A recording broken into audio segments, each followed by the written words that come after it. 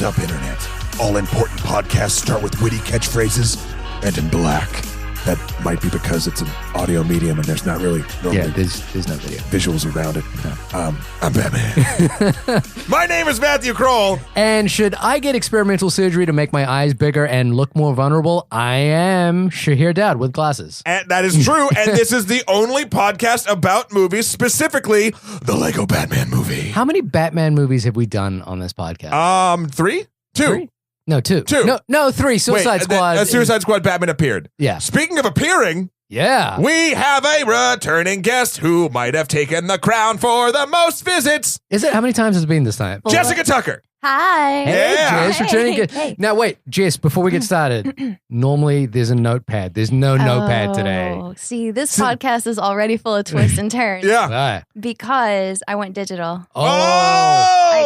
I got them, but they're... For anyone listening in, go back to our Revenant episode. Or our Star Wars Episode 4 episode. Yeah, any episode with Or our Jess Tucker, Fantastic Beasts and Where to Find Them episode. where she wrote more notes than I think the novel actually contained. Yeah. Go back to any of our old episodes of Jess Tucker. Jess Tucker always comes in with a huge notepad, usually with beautifully written notes. Beautiful, like you have the most beautiful handwriting. Thank you. That actually makes me sad that you went digital. Yeah, I I know. The world is missing out on imagining what your handwriting looks like. It doesn't feel the same without like a tangible little Of course. notepad here. But does that mean you were in the movie theater tip-tapping away on the phone? No, I No, didn't. she's not a monster. Actually, so we went to see this movie together. Mm-hmm. And it was interesting because we went to the Alamo Draft House. Love the Alamo Draft great, House. yeah. The Alamo Draft House. Great Alamo Draft Shout House. out. Yeah, I like the Alamo. Draft House. But they are very strict, and I agree with this policy that you can't be late to a movie. Like, you're not allowed to go. Like, they Hitchcock it on you? They cut you off. You get 8 minutes after the doors close. Our movie started at 4:50.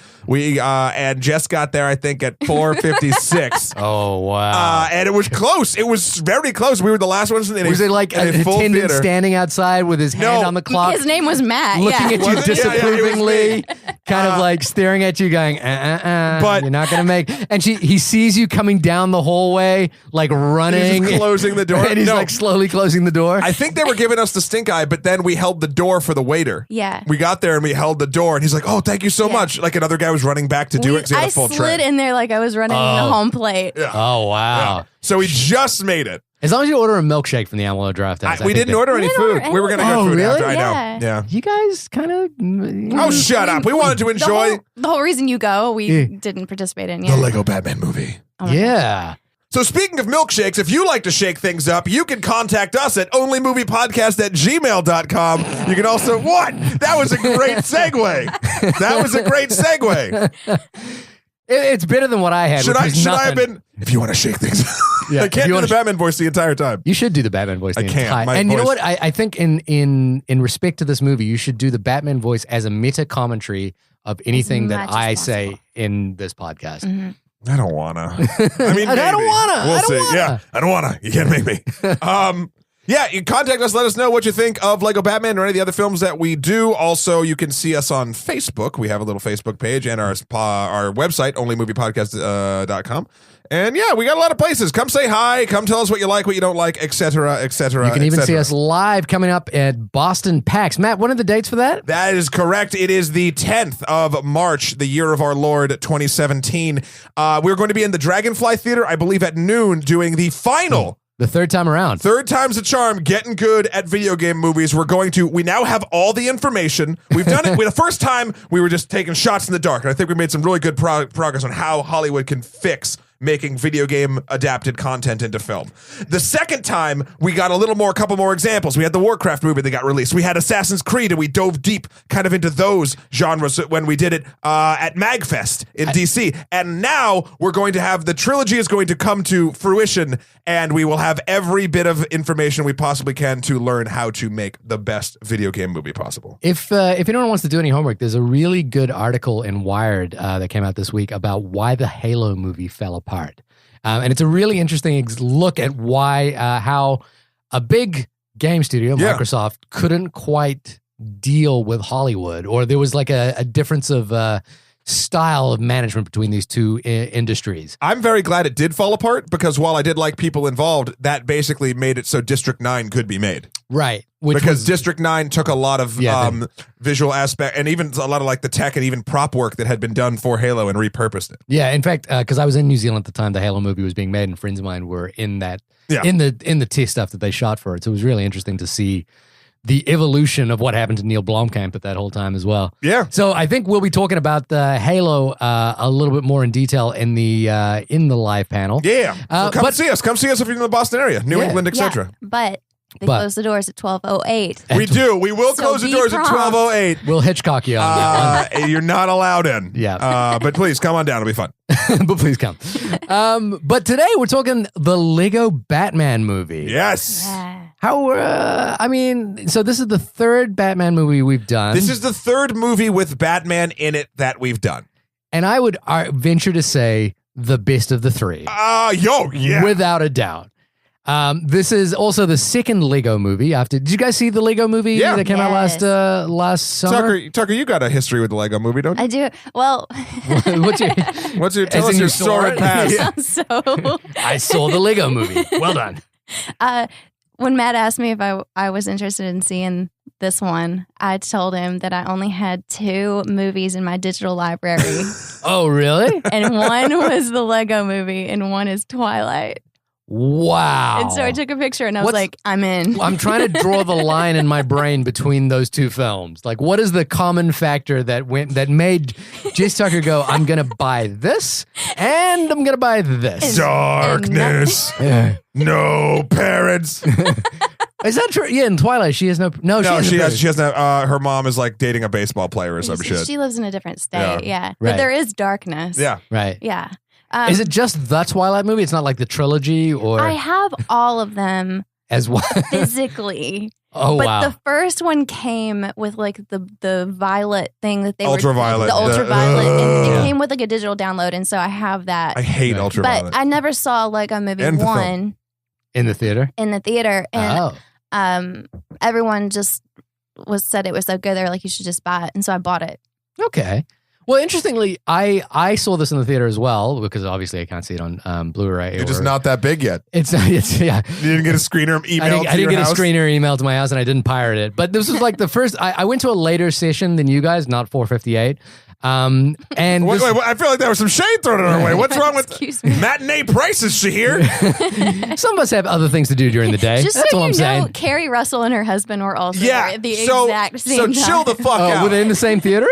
Sure, yeah. Oh wait, okay. They were walking in. Well, the thing is that we've had this conversation in the past where people have brought kids to movies and late movies, and I'm now that I'm a parent, I'm always kind of super judgmental about that. Yeah, I know, unnecessarily judgmental. So but you're admitting that you were just judging us. Oh, I'm not. No, I'm judging the parents of that bring their kids. I do that already, so I'm on board. I'm super judgy of like, and it's got nothing to do with the parenting. It's just that I am a firm believer in like bedtime and like and kids need like solid bedtime and like so to me, I always get very anxious when I see a kid awake past 9 p.m. What time was your showing? The movie started at like 10. Oh, so it was late. That's past bedtime. And everyone in the theater had brought their kids to the movie, and these were little kids. So these were like, there were some kids that were like, I would venture to say 3 years old in the theater at 10 p.m. This is New York City. I don't agree with it, but we see this sort of nonsense all the damn time. We had like good aged kids. It was in our everybody. Theater. It was a real mix mash. It was fun. The one thing is, and like again, I don't think you should bring kids to movies at 10 p.m. But that, everyone's different. Mm-hmm. But the thing was, every kid in the theater seemed to really enjoy the movie. They were like really, and it was one of those experiences where like people were talking to the screen and it was okay. Like it's fine for people to like shout at the screen in the middle of this movie. It's such a, I found it so fun and low stakes that it was okay for people to like be cracking jokes during the movie. I don't know, Matt, you're giving me like the bat scowl. I hate it when people talk during the movie. Really? Bothers you? Yeah, I mean, look, a little kid getting excited, that's one thing. This is a kid's movie. You can't get mad at that. It was kids getting excited, kind of like but at the movie. And you talk during the fucking Batman Lego movie. But That's I've told you, I won't tell it again because I've told it before. But that movie Unchained, the Jet Li movie, where he was like a dog and he had like the thing and he took the leash Massive off. Attack and did the soundtrack. Yeah. Oh yeah. That there was a 6-year-old kid in there shouting kill him every time. 6-year-old kid. And I was just like, what is happening? And that was just my benchmark of poor parenting. But we didn't have talking. We just had a bunch of laughing, which was mostly me. Yeah. Oh, that's great. But you know what was interesting, and I think you and I talked about this after the fact, was we got different laughs at different points based on different age groups and types of people. Yes. Like some of the, or not even laughs, just let's say even reactions. Like some of the emotional stuff, there was a girl that was like, no! Like, it was like an older, not a, like our age, I guess. Uh-huh. You mean old? Like real old. Like really old. But no, it was nice to see the sort of gambit of different audience, enjoyment in the audience. Which I think this is something I wanted to sort of talk about even before we get more into the specifics of the Lego Batman movie. What the Lego universe, I guess, for lack of a better term. There's only two. Maybe it's not a universe yet. No, well, the thing is, I think the Lego.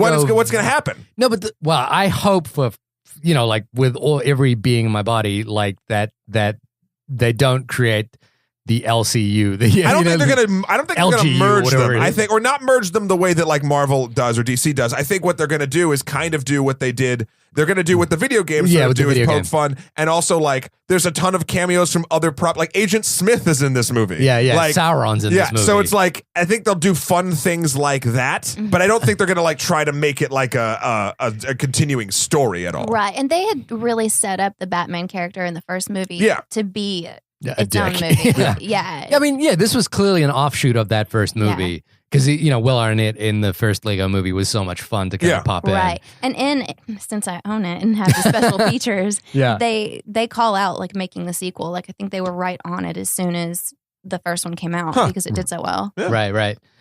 So general impressions, Matt. I mean, well, no, just back to the Lego thing. The thing. So the next one is what is it? Ninjutsu? Ninjago. Thank you. Whatever it is. I don't know. Is that a property? That's a Lego property. So that's a Lego IP. Ninjago. Oh, Ninjago is the name. Heard of this. And it's just ninjas. And because when I was growing up, we had a couple different sets. We had the space Legos. We had the pirate Legos, which are my personal favorite. Then the Mars Legos came out. Mm-hmm. There was also City Builder and like medieval Legos too, but like you had sort of these little like Lego, I guess, universes. I only had basic Legos. But like you didn't have like the things like what did you build? I had Mega Blocks, the cheap rip-off. Oh, I'm sorry. This explains a lot. Yeah. Like I just got the whole reason you're you. I just made forts. Okay. No, because bridges. Like the pirate ones, you could build like there's a pirate ship set and there's like a pirate island set and a bunch of stuff. So now, I mean, obviously there's so many movie tie-ins, even with Marvel or DC or anything, that I'm curious. So with Ninjago or whatever that it's called, like, okay, so we've proven that the generic sort of Lego movie could be a success. Now they've paired it with like an IP, like a real specific IP for Lego Batman. Mm-hmm. Now, can they do it with their own IP? Like, I'm sure they can. I'm sure they can, but like, it's just very strange. Like, it's getting into kind of Pixar light territory for me, like where it's like what you're getting into, and the thing with Pixar is that there was a level of quality that you could expect from a Pixar movie, and I think that's what the Lego universe. I hope that there is no building toward or there's a trilogy. Not I really hope. I think that would ruin the whole experience. In fact, I think honestly, the lack of a Emmett and Wildstyle. Sorry, I always call her Wildchild. Wildstyle cameo. I think the fact that they're not in the Lego Batman movie proves who's Emmett. The main characters of the Lego movie. So Chris Pratt's character, right. His name was Emmett, right? His name was Emmett. Yeah. And then here's like here's why I think that Wildstyle couldn't have been in this movie is because the crux of the entire movie was that he was single and lonely and didn't have anybody. And in the first movie, she's his girlfriend. Right. Batman's girlfriend. This had to be a separate story. But they could have put like a joke or like a cameo or some sort of thing in it. I do get like you are right from a fundamental standpoint. They couldn't have done it. But they could have put Emmett in there. Like I think it's a good thing they didn't because it proves to Shahir's behoovement that this will not become like a shared story.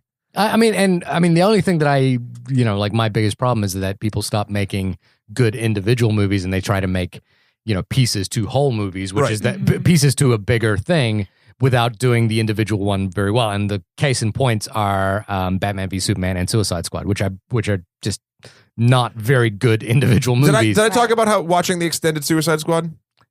No. Okay. It's and I haven't seen it. It's 3% better. 3%. It does more character development in a little bit, so it's like, oh, I care slightly more. But it does doesn't. Harley Quinn have a reason for being in the movie? She has no, still no real reason. But to your definition, but she does have now reasons for the way she acts. They definitely cut out like conversations with main characters that made her so. It must have just thought like, oh, she's crazy, so she'll just do whatever. Right. Like it was like, oh, that explains why she did this to Deadshot or whatever. So like. Those were nice, I guess, but it's still not worth your time. So that brings up an interesting point, which was that. I liked the Lego Batman movie. I thought it was fun for what it was. It did what it set out to do very well, and I enjoyed it.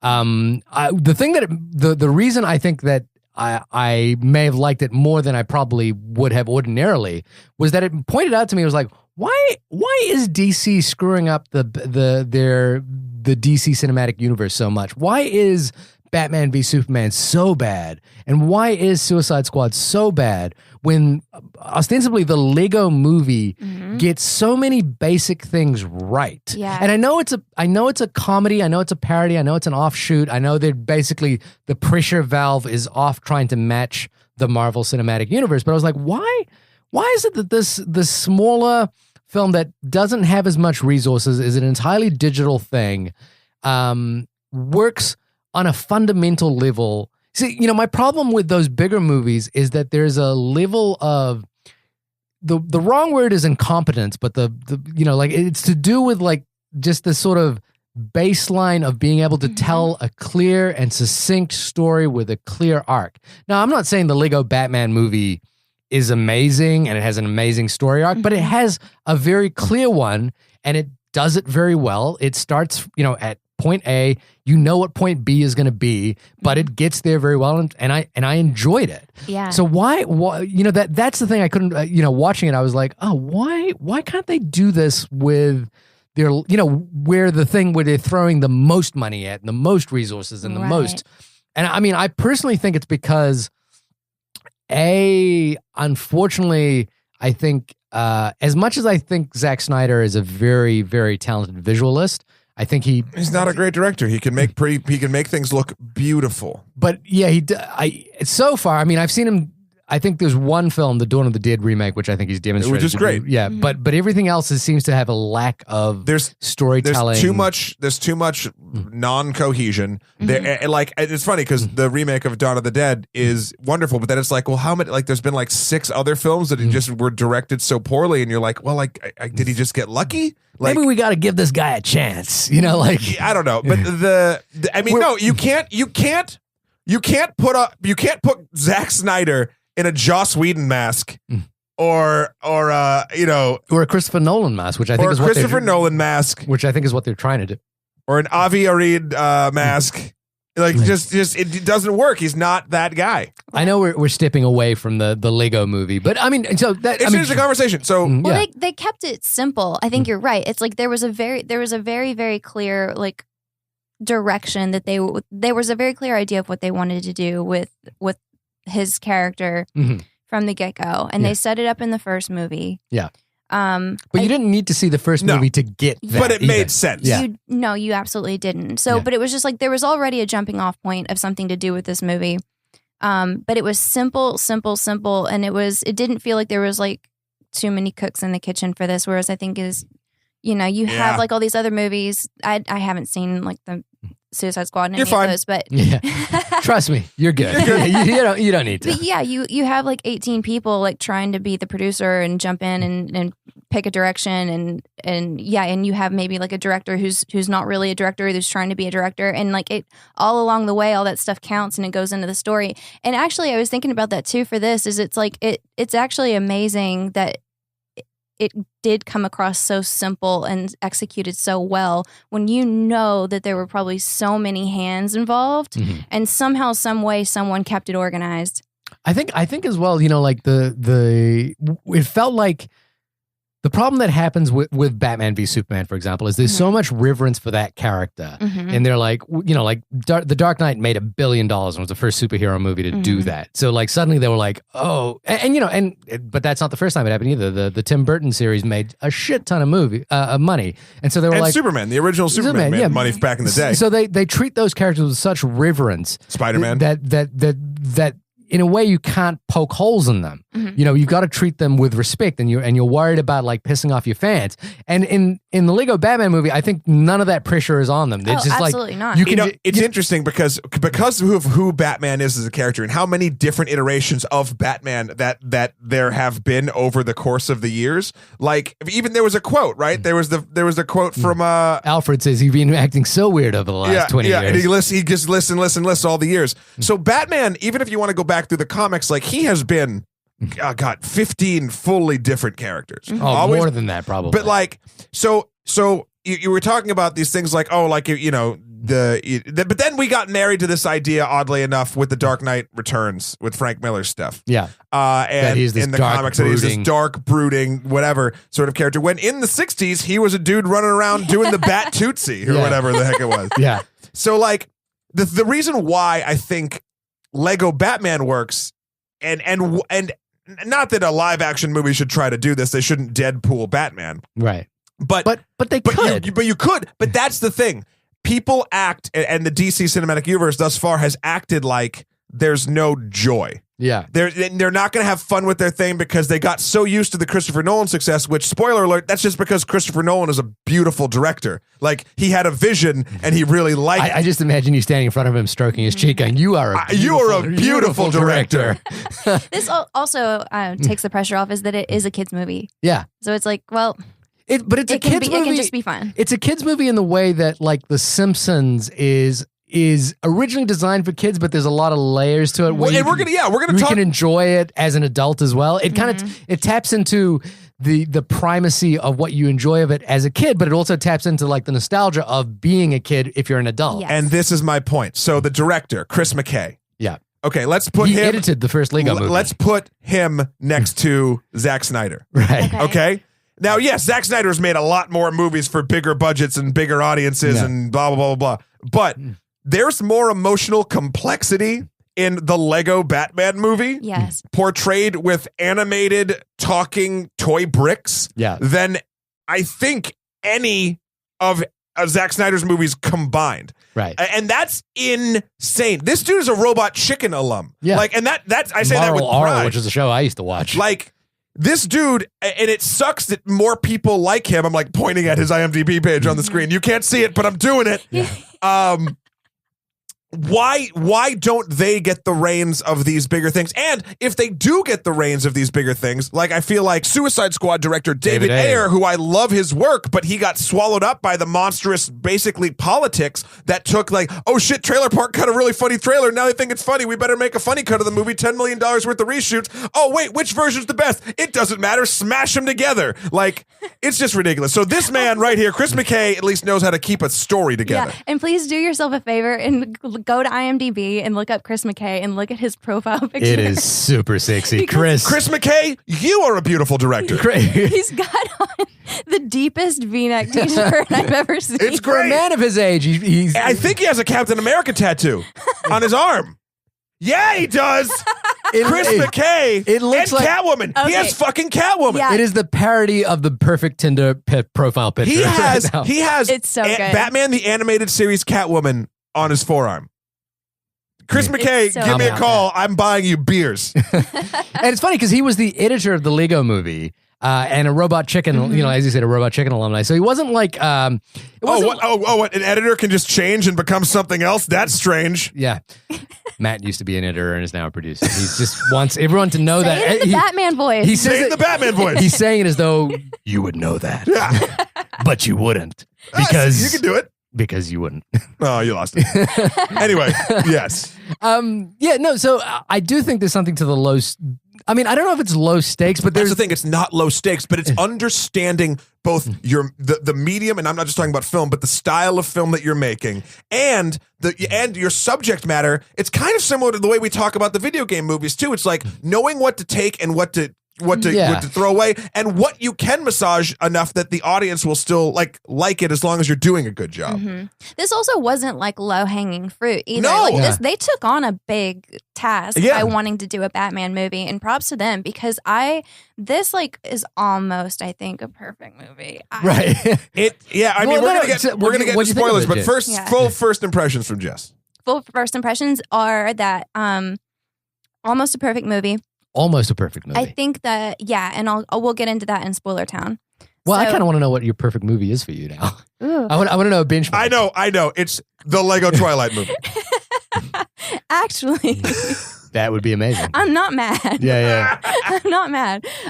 Okay, so it's got the pillar of it's a great action movie. Yeah. Lots of good action. The action drives the story. We've had that conversation on this podcast before about how crucial that is whenever you're doing action like that it actually be accomplishing something and moving you forward. They do that here. The comedy is so good. I laughed the entire time. I haven't laughed this hard in a movie theater since Anchorman came out. Oh wow. I laughed the entire time. And then lastly, the heart. Yeah. There was a really, really good lots of character reversals and lots of feels, and I didn't cry, but I was one of the people. I got the feels, I didn't cry, but I felt something. It was so they nailed it on all three of those levels, and so. Yeah, no, I 100% agree. I think the level of voice work as well, like Michael Cera as Robin was so good in this, and Will Arnett as Batman. I mean, the thing that I struggle with here is that I think these Will Arnett and this Batman next to The Dark Knight is the best Batman film. Yeah, I would agree. Ever. Mm-hmm. Better than Michael Keaton, maybe? Better, well, I was going to say better than Val Kilmer and George Clooney, but that's kind of a given. Definitely, in my books, more interesting than Ben Affleck's Batman. Also, really, really cool Joker, bad guy story.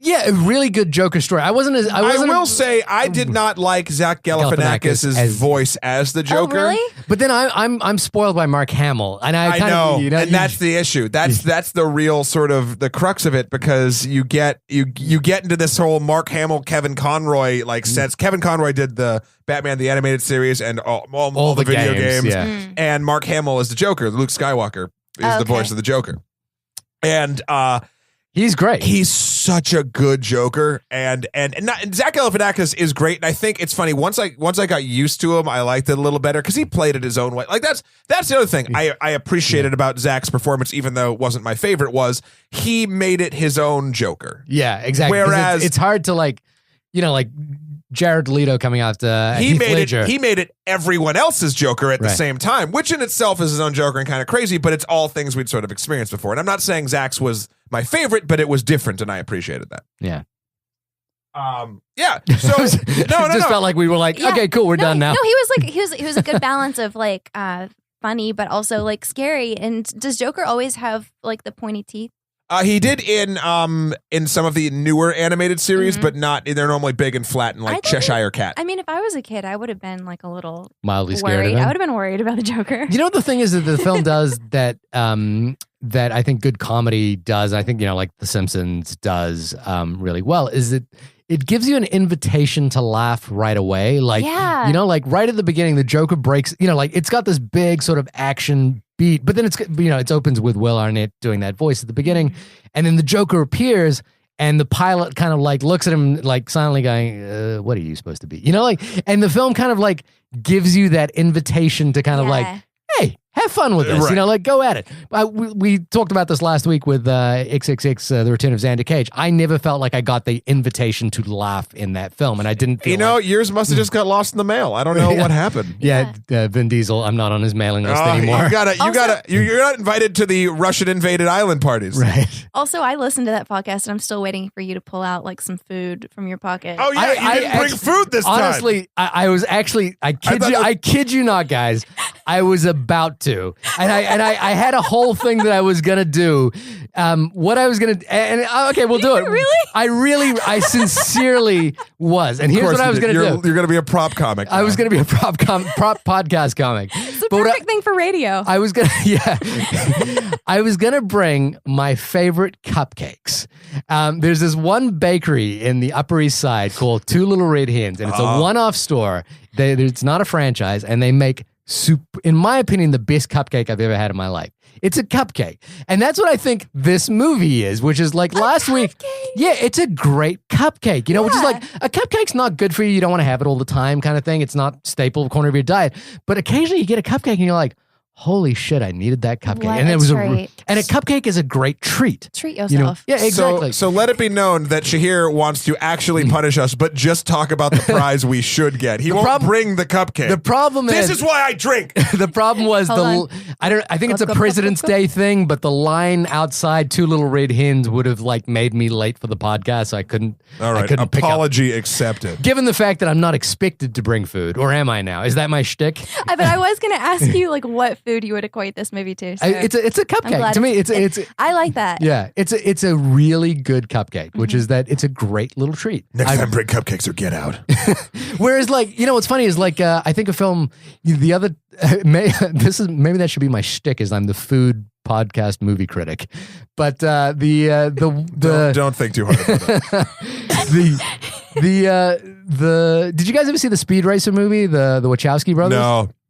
That was like eating a bag full of the sugariest candy you've ever had, where I literally couldn't take it after 10 minutes. I was like, there's too much stuff going on. That movie looked the way the Chemical Brothers make me feel. The only thing I know about that movie is the very first BlackBerry that I got came with the trailer on it. Oh, really? I was like, wow. They were like, it would be amazing if they gave me the whole movie. It came with a Delta Goodrem video, who is like a pop singer from Australia. Yeah. I remember Delta Goodrem. Yeah. And the Speed Racer trailer.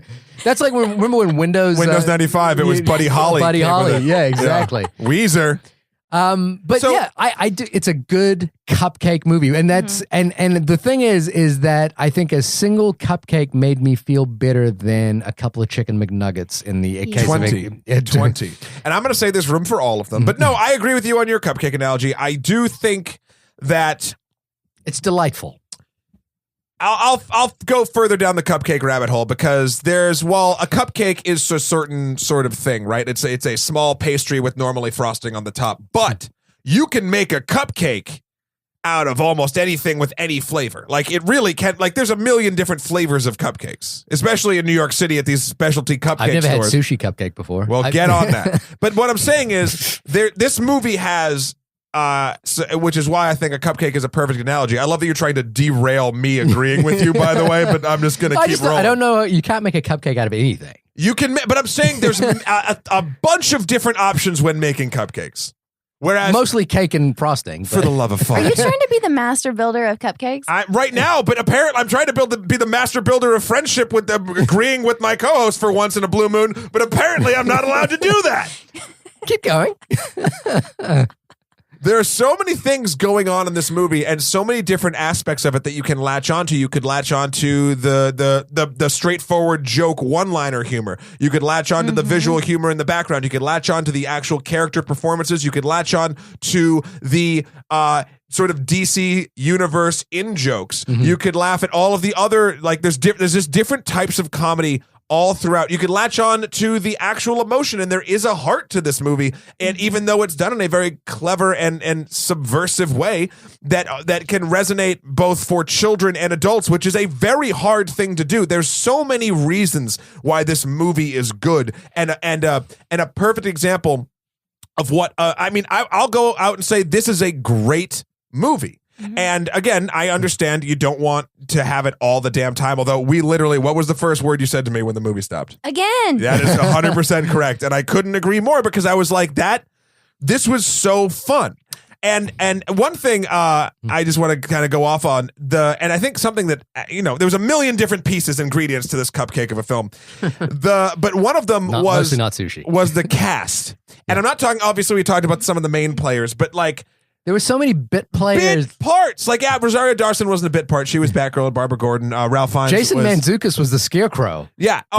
For one line. Jenny Slate was Harley Quinn. Okay, sure. Conan O'Brien was the Riddler. Doug Benson was Bane. And they made one line. They made jokes with the Bane voice, which I really they bought into their own stock, which was great.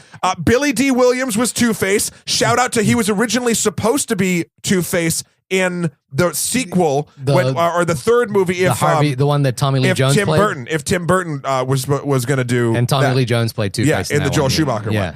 So that's an awesome thing. Zoe Kravitz was Catwoman for just saying meow puns, like right now. Meow, you're in. Meow. I can imagine the way that this film was made was that they went into like the Comedy Bang Bang studio or something like that, and was just like, hey, whoever's on the show this week, can we just get you in for one line? Katie Micucci was Clayface. Yeah. What is she from? Kate Micucci is part of Garfunkel and Oates. They have a TV show, and like you can look up all this stuff that online. They plays ukulele, very cute, very funny. Seth Green was King Kong. Eddie Izzard was Voldemort. Channing Tatum was Superman, which is hilarious. Again, they all had like maybe Jonah three Hill lines. was Green Lantern. Adam Devine was the Flash. Right. Oh my God! Like it just goes on but the film doesn't lean in and never. Ray you would Fiennes, never know. Ray Fiennes was Alfred. Yeah. Which is weird. I spent the whole movie going, who is that voice? Yeah. Because he's got such a distinctive voice. I mean, I just watched the Grand Budapest Hotel again recently, and it's like he's got such a beautiful voice, and I was like, but he's not playing it up, and I don't know if that's a case of just coming in and doing it and walking away. Oh, Ellie Kemper was the block, was Phyllis. I thought it was someone else, but you thought it was Crazy Ex-Girlfriend Girl, and it's the girl from Kimmy Schmidt. Yeah, right. Yeah. So it's just there's a ton of great people. Here's one other thing I wanted to just touch on, because I remember when I watched the Lego movie, there was part of me that kind of felt slightly uncomfortable by that movie. Not that I didn't think it was a good movie, not that I didn't think it was a good time, but that I felt like I just watched a 1.5 hour advert for Lego. But here's the thing. See, I didn't, but okay. It ostensibly is that, all of these things are advertisements for things. Yeah, of course, that's what it is. But the other side of that is, I think we're universally in agreement that Lego is a force for good in people's imaginations, and I think one of the things about, even though the movie is ostensibly an advertisement for Lego, like you want to buy Lego when you watch this movie, I think it taps into both this and the Lego movie tap into something, which is that it taps into the reason why we love Lego, which is that it captures our imagination. Like the thing, you were talking about all the things you can latch onto. One of the things that I really liked about the Lego movie was this idea of the master builder, and also this idea of like the dad who, it got into this meta commentary of the dad who like is obsessive of Lego, and then a kid who just wants to destroy it. He's and have literally fun with like, don't break my stuff. Exactly. And I think these movies, both the Lego movie and Lego Batman, tap into like why we love Lego. It captures your imagination. I think there's something in the way like these are 3D animations, obviously, but not in the same way that Toy Story is or a Pixar movie is. It's still they're made to look like physical objects. They're made to look like physical objects, and there's a tactile quality to it, which reminds us of why we like Lego in the first place. So I liked it when Batman kind of like creates a ship, by grabbing parts here and there. Right. The scuttler. And it was like all this sort of blockiness to it, and I think that's a kind of magic ingredient that they've got going so far. I don't know how long that could last. And I still do, just a little bit go, this is a giant ad for Lego. But I don't feel bad about that. You know what I mean? In the first one, there was a big contrast between putting master builders on a pedestal and then also people who like just follow instructions. Right. And those were sort of like the people singing along to Everything is Awesome in the beginning. Everything is awesome. Yeah. And so, it is like an invitation to be more creative. You want to be one of the master builder people. Yeah. And Now, but what other company and what other property could make a movie in their universe, let's say, or just sort of a piece of their universe, and we wouldn't be like, fuck you, shill? Like what? See, I'm trying to think of another one that I'd be like, okay. But see, the reason is that with certain companies, like for example, I figured it out. You'd give yours. I figured it out. Well, I was going to say for certain companies, there's you could argue that the selling of the product has not dangerous side to it, but like an excessive side, and it leans too far into consumerism. Like, for example, if there was a McDonald's Happy Meal movie, we would go, well, I don't feel comfortable with that because we don't want our kids to be eating McDonald's all the time. I don't think that's a good thing in the world. Mm-hmm. But if my kid was playing Lego for a day or two, for 2 days or 5 days straight or whatever, I wouldn't necessarily think that was a bad thing. Now, I do think, like... You're going to have trouble with your kid when the Minecraft movie drops. Yeah, exactly. I mean, there's going to be something to branding a property like Lego and making it all about the branding, like, I mean, Lego is just blocks, but there's something inherently good about that. Or maybe I'm being naive about that. Like maybe there's like a, like we all, the Nestle chocolate scandals, where we realize how Nestle chocolate is actually made and you realize that's bad. Are you saying Nestle? Nestle. That's how I say it, Nestle. Oh. How I know what you meant. Yeah. But like, maybe there's someone who also says things differently. Yeah. But maybe there's some part of Lego that is insidious that I'm naive about, like the way we manufacture plastic, the amount of waste they create. Well, I don't know. Who knows? Mm-hmm. I mean, there's a lot of angles just like that. But right now, I feel good about Legos. I like Legos. So the film kind of like taps into something where I think is kind of wholesome. This is a sort of side tangent, but I always felt like the Pixar's Cars movie always didn't work for me because life is not a highway and you will not drive it all night long. Nope, because cars, like in excess of cars, kind of has this association with pollution, and it was this world that cars only existed, and so I would feel a little uncomfortable about that world. But there's so far, unless you started telling me that Lego is all made with child labor. I you know what I mean? You had me until the cars analogy. It's easier to have more fun because it's so innocuous. Yeah. Yeah. Exactly. It's that same thing, that invitation to participate and enjoy. It's all about checks and balances. It's all about, okay, yes, maybe Legos are made poorly and whatever. We don't know. But like, there's also Legos in our lives, in the kids before us lives, and our kids whenever they come, or if you have them, their lives. Legos will be not only a form of entertainment that we feel is okay, but also something that we have tangible proof in ourselves that like helped us realize what creativity was when we were kids. So then when you pair that, you check a bunch of boxes there, then you pair that with, yes, it's an obvious commercial, either the Lego movie or the Lego Batman movie, but it's a commercial that treats its audience with a great respect, because everything they're dipping into, they are respecting in turn. So like it's this perfect balancing act of not talking up or down to people. And look, it's literally called the Lego Batman movie. So right up front, you're like, this is a big Lego commercial. Then but then they deliver and you're fine. I'm cool. If they could figure out, and some people have, but not many, if they could figure out ways to advertise to me all the time, which a lot of times they do, but in a way that's subversive and that I also enjoy watching, that's the holy grail of advertising. Right. And this is the closest I've ever seen to that, because you're being advertised while loving what you're watching and not really thinking about in the moment, other than you, because you're cynical and hate fun, the sinisterness that could be lurking behind the shadows. Interestingly, the movie is produced by Stephen Mnuchin, who's also our new Secretary of Treasury. So, but he's done his cinematic work. I've been looking at it. His cinematic work is all over the damn place. He's basically put money in about 50% of movies that have done great and 50% of movies that have tanked. So he's really riding that line. He's riding that line. So that could be one thing. No, you made a really good point there, because it's like Legos are like multiple generations, and so you already have this wide age range and audience, and then also economically, they're not expensive. Yeah. And so... relatively speaking, yeah. I mean, I don't remember them being expensive. Right now, if you want to get like the bigger sets, which is kind of nuts, like especially the licensed stuff, that does get a little pricey. But you're right. You can go buy, if you're a child, you can go buy like a small set. You could go to the dollar store and buy some Legos. Yeah. So everybody had some. Yeah. Yeah. So, I mean, like Matt, like you said, everything is advertising at some point. But this doesn't feel like I'm getting something bad from the advertising. No. You know what I mean? It feels like it's something that I think is relatively innocuous. Again, write us in if you know more about Legos, like the sinister history of the Lego Corporation, onlymoviepodcast@gmail.com. Everything is advertising. Yeah.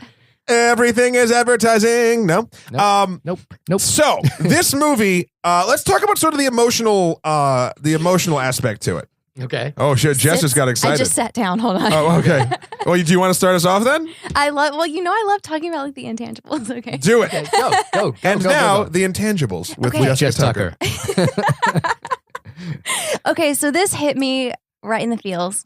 In your ninth ab. In my deep in the ninth ab, which I love that was just in the middle.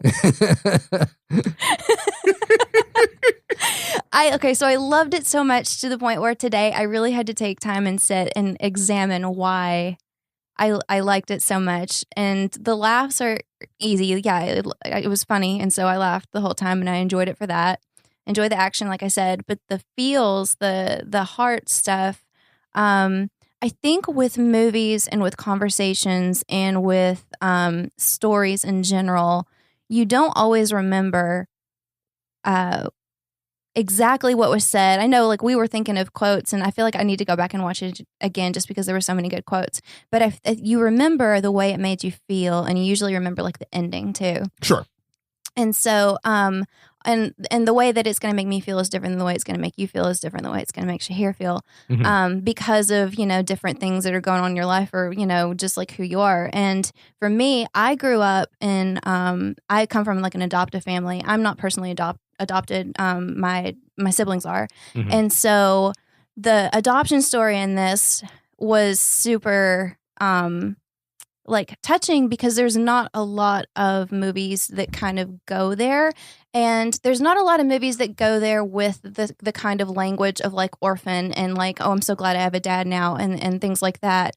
And the Michael reason Cera constantly looking for his dad. Yeah, and Padre. I loved at the end. He goes, "My hijo." My pio. That's Spanish. And I laughed right away because I know what hijo means, but then the rest of people laughed whenever he said that's Spanish for my son. And so I thought that was special. The reason that I say that it's almost a perfect movie is because they didn't handle the adoption stuff like very gently. And so if you have kids, like Shahir's quote, like keep like maybe 12 and up for this. If you are, have like an adoptive family member maybe that you want to take. And then also, I love to, it sort of goes along with like the superhero idea of that people are worth dying for. And at the end, what really, really makes him come around is he's like, I care about no one. Everyone, his big thing with the Joker is like, you mean nothing to me. And then in the end, his big reversal is that he would have given everything up, to save his people and his family. Going back to the adoption thing really quickly. It introduces the concept, I think, to kids too, of family being people that you choose. Right. Yes. And that's super, super, super, super important because, and even if you're not from an adoptive family, like, if I say you're like my brother and then, it's just like dedicating, time and following through with like relationships and sort of making those very conscious decisions. So I thought that was good. And then also the last thing was that it takes like a village, to build a team. And they actually had something along those lines in the trailer that kind of like popped up. Like they were really like kind of like punching that as like one of the themes of the movie is that it takes all of us to like kind of come together and make this whole thing work. And so, and then at the very end, there was like this grand scene. Can I go to the end? Yeah. Absolutely. Okay. I don't. Yeah. I don't know, Jess. We're 52 minutes in, so they literally have to like snap their Lego body parts together. Yeah, you have to use your ass. They literally have to come together. To save the city. What was that quote? He was like, "Do you have abs? Do you work out, bro? How are your abs? How are your abs? Yeah, it's sort of soft and squishy, soft and flabby. Well, I'm gonna need you to use them. Yeah. To crunch. The thing you said that resonated with me, this was the sort of the concept, and now this is sort of the earliest form of media that a child would see, I think, about picking who your family is. Your family. your friends that are family. Right. Like, because it's true, like and it's all different. Even Jess, you and I were talking about this last night. What was it? The coyotes, the bees, and the owls. Oh, yeah. We won't get into what that means. I brought up... I think this needs a primer to get into No, but it's just different kinds of friends. You have different kinds of people that you meet throughout your life, and they're, the different levels of sort of not even importance, but interaction and all sorts of stuff. But there are people, I mean, Shahir, you and I have been friends for maybe 3 years, 4 years, and then we've been doing this thing for over a year. We're now very close. I'm literally moving into your backyard. Welcome to the neighborhood. I'm moving later this week. Also, Jess, I've known you since we were interns together 10, 11 years ago. 12 years. And we haven't always been close, but we've had like pockets of closeness. So like, but I think this is an important... Which animal are... Wait, what are the levels? Can I tell you just really quickly? Yeah. I last night we were having dinner and I was like, can I bring up Aristotle for a minute? And I was like, if you don't, sure. You're in trouble. Yeah. It was like... Does every conversation start with, can we bring up Aristotle at this moment? Because I wanted to dive into something of how to talk about friendships, and I like the way that like Aristotle had this outline of like there's 3 types of friends. You have your friends of utility, which are your friends that you work with. You're together. You're making something. You're accomplishing a goal, and we call them last night worker bees. Worker bees. In the office, they said the people you share a bit of carpet with. That's what they said. Yeah, and it's like we may not hang out outside of work or outside of school or like whatever we're doing, but whenever we're there making that thing, like you're my bro. And then there are your friends that have absolutely no survival value, that are like just like your friends that are for fun. We call those coyotes, because coyotes don't need each other. They literally just hang out for fun. Right. They travel like in a giant pack of like 30. Yeah. Can you tell? I grew up in the country. Yes. And I have a friend I was telling you last night, like if I go so long where I don't see her, I feel out of balance. And I'm just like, I just need to go to Disney World with you or like something. Right. And then you have your people that are, he describes as like your soul friends. Like you have those people that like they're friendships that can't be made. You can only find them and call those like the owls. Because you can only... like it's as if your soul cries out whenever you see someone, like, oh, there you are, like you know, where have you been this whole time? So I mean, with that sort of as the primer, this movie does a great job at trying to tell you that there's not only do you not have to be alone to be cool in a weird way, that's like the super base level nonsense, but like also like you can pick essentially your family. Alfred picked Batman, right? Alfred picked him for different reasons than, say, Batman finally picked Robin. Yeah. And then and Batgirl finally joined up for different reasons than all 3 of them. So it's like, it was although I will say, side note, if I have one problem with this film. Okay. Because we are getting toward the end, so I feel like if there's anything bad, I should say it now. The Batgirl story? Yeah. I was always, because I know in the comic books, Barbara eventually becomes disabled at some point. And but that's not why. She becomes the Oracle? Oracle, yeah. Joker breaks her spine. So, And so I was like, in the back of my mind, when she appeared in the film and Joker was in the film as well, I was kind of like, I don't want this to go in that direction, and I really hope it doesn't. But I kind of, what's interesting about what you guys just said in terms of the hierarchy of friendships is that that's something that I think that's clearly in the world of Batman and has always been in the world of Batman. And I think this is the first movie, except for oddly, badly done Batman and Robin. Badly done in Batman and Robin, but I think, like well done in this movie, like which takes that out of the Batman universe and brings it into a true story moment. Yeah. Which it's strange to me that everyone who makes a Batman movie doesn't come into it going, what's the thing that I want to latch onto? Why do I like Batman? What is it about Batman that really gets me going? I mean, for lack of a better term, I think Chris McKay did. Yeah, that's what I mean. I think Chris McKay found something in this.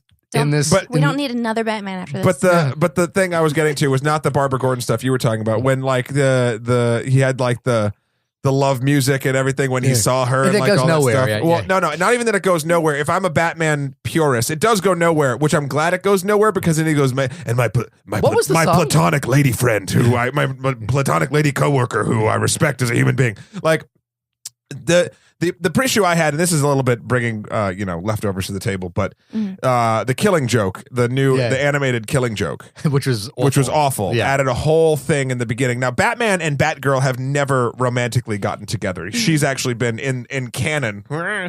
She's much younger. She's Jim's daughter. Okay, he's probably 30 or 35 or 40, and she's like 18 or 19 or something like that. And then in a new version of this, the comic book called The Killing Joke, where the Joker paralyzes her. It does some horrible things. It's an late 80s, early 90s book that people love or hate, and it doesn't hold the test of time really. Like it doesn't stand up. But in this animated version, because the story's so short, they just released the animated version last year. They add this whole thing in the beginning of Barbara Gordon and like how she's just like almost like kind of pining after Batman, and then they like have like a weird hookup on a roof after this, and it's just like it rubbed me and a ton of Batman fans the wrong way. Bat people, Bat fans, Bat fan, and they. That has nothing to do with this movie. But it kind of did, because the second, and I know any Batman fan, not for kids and not for anyone else, but like people that know the Batman stuff. I guarantee you, everyone that saw that, like when the music played and he was like romantically like into her, it was sort of like, oh fuck, please don't do this. And then they didn't. So then I was curious as to why they did it anyway. Okay. Like the joke didn't go anywhere. I have a theory on this because I thought that was one other thing I was going to bring up too, was that he was like all about like pursuing her at first, and then it literally just fizzles out and goes nowhere, and yet he ends it with like, you're my platonic lady friend. Yeah. The reason that they had to have him go all goo-goo eyes and zone out like that was because that was the exact moment where he agreed to adopt little Robin. He had to have a story sense. Yeah. I mean, get Vicky Vale in there for a second. I don't know. It did Lego Vicky Vale. It's just whatever. That's just, again, nerd problems. That's a little bit of a reach. I didn't know about that other stuff though. Yeah. No, that's fine, and that's great. It's just I do know that's it's a weird, like if you look at the cultural touch points of Batman and what pisses Batman fans off over the last 20 years, that in 2016 was like the touch point. It was just like, you just completely disrespected a powerful female character and turned her into this lovesick puppy that eventually sleeps with her boss. Like, it was just very anyway. I know we're not talking about that. I mean, we've been going for almost an hour. Should we get to final thoughts about the Lego Batman movie? Though I think we've covered a ton. Shahir, you want to start? I mean, like I said before, I enjoyed the hell out of this movie. I didn't mind when people were engaging with the movie because I felt that the movie invited you to do that. I didn't mind when there were kids in the movie theater at a late night session because I think the movie invites that, and I think like it rewards like kids as well as adults. It's just the thing is that like right now, what's happening with the Ben Affleck solo Batman movie? He's walked away as the director, and now he almost doesn't want to do the acting. Well, I think the thing that's happening there, and I know this has got nothing to do with the Lego Batman movie, but the thing that's happening there is that he's probably realizing at some point that he might be on a sinking ship, or maybe I don't, like I'm purely speculating here, and like it's like there's a time he's not going to be inheriting Batman as like Robert Downey Jr. did with Iron Man, something he could play for the next 20 years and really get into. So I think he's probably like going, well, and Matt Reeves was going to step in as the director. Matt Reeves directed the Dawn of the Planet of the Apes, and you love those. Yeah, I really, really like those. So I would have liked that, but he also walked away as well. My point here is that I think the two best Batman movies that have ever been made are The Dark Knight and the Lego Batman movie. I literally think those are the two. I'm with you. Yeah, the two best Batman movies. I have a side argument, which is I think that the Arkham Asylum, the video game, is arguably the best Batman movie ever made that you happen to be able to interact with. Fun fact, after this, we're going to strap Jess into the Batman VR. Yeah, so that's going to be fun. Oh, great, okay. But so I think this is the second best Batman movie that's ever been made. And I think it is true to Batman as a character I happen to love and have read a lot, since I was a 10-year-old. So it's surprising to me that the Lego version of this story happens to be the truest version of the thing that taps into something so true outside of Christopher Nolan's work, which is kind of a masterpiece. Mm-hmm. I will say that it's funny because you said the best Batman movies. I'm going to say that Batman Returns and this are the two best Batman movies. I'm not going to argue with that. The Dark Knight, though, is the best movie. Mm-hmm. Now, but like, it's if you want to just call a spade, if you look at all of the angles, you have to add it all together. The Dark Knight is the best movie featuring Batman. However, the Lego Batman movie and I think in some parts Batman Returns are the best Batman movies. I know that's a little back and forth, but your distinction of that explains a lot lot about you, to be honest with you. I know. You it just really keep does. saying the word Batman, I'll just get confused and agree. Yeah. I'm not wearing hockey pants. Different Batman. Yeah. No, this movie's great. Go take your kids, go take your significant other, go take your grandparents. There's something for everyone in this. And look, if you can have a movie that combines like hardcore EDM beatboxing Batman and a very long-running three-peat Gymkhana joke, the thrill of gymnastics with the killer karate. Guys, I have a poster given to me by my good friend Stephen Buja for my birthday because I love the film Gymkhana. It's the thrill of gymnastics and the kill of karate. It's an 80s movie starring Olympic hopeful Kurt Thomas. And there's a joke about it. And there's a joke that is continual. Robin does the Gymkhana. Right, he does the moves. He does the moves that would normally be on a pommel horse. It's amazing. So anytime you can do all this stuff, all the stuff we've said, it's going to be a movie that A, is more than a flash in the pan, and B, can resonate with you on an emotional level while you have a good time. So rock and roll. Batman out. Jessica. Yes, take the mic. Take us home. I really, really liked it. I'm probably going to buy it and put it right next to my other Lego movie. 2 or 3 movies. So that I can have 3 movies in my digital library.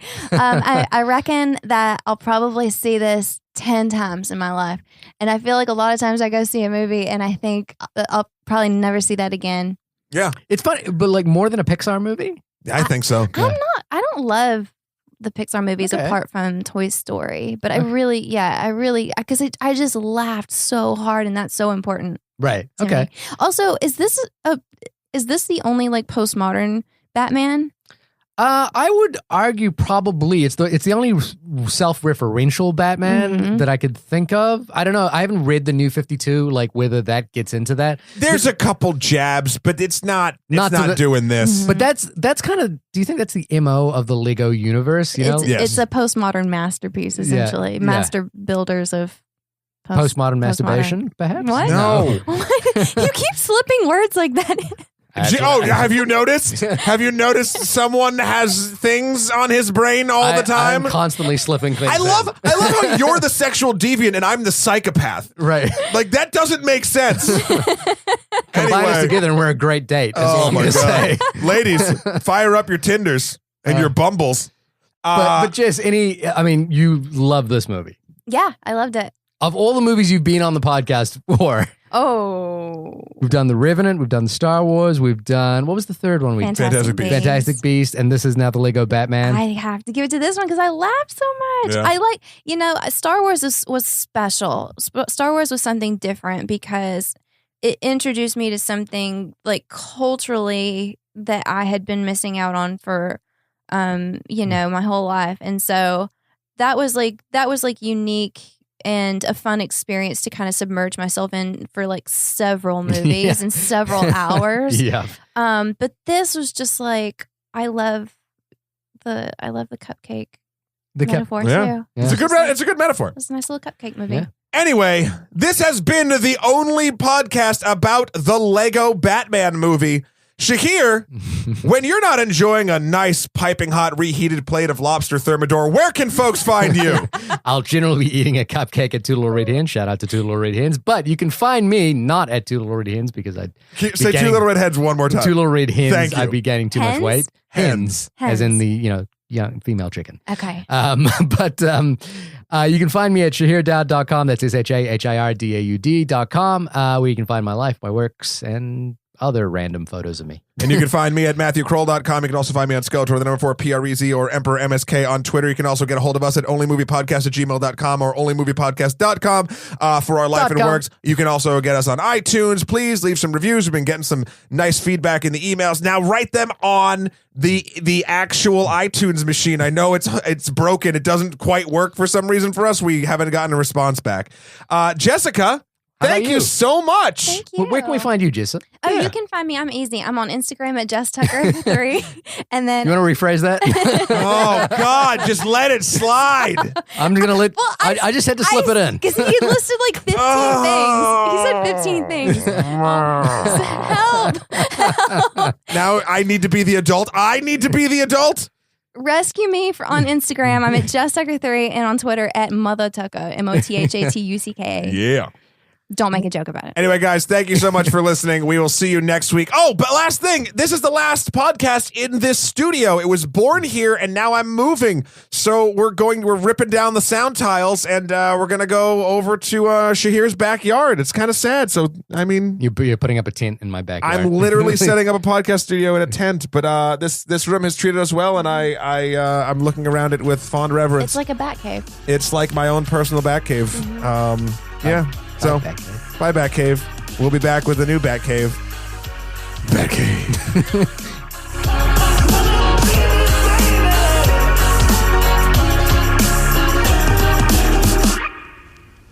Sword of me!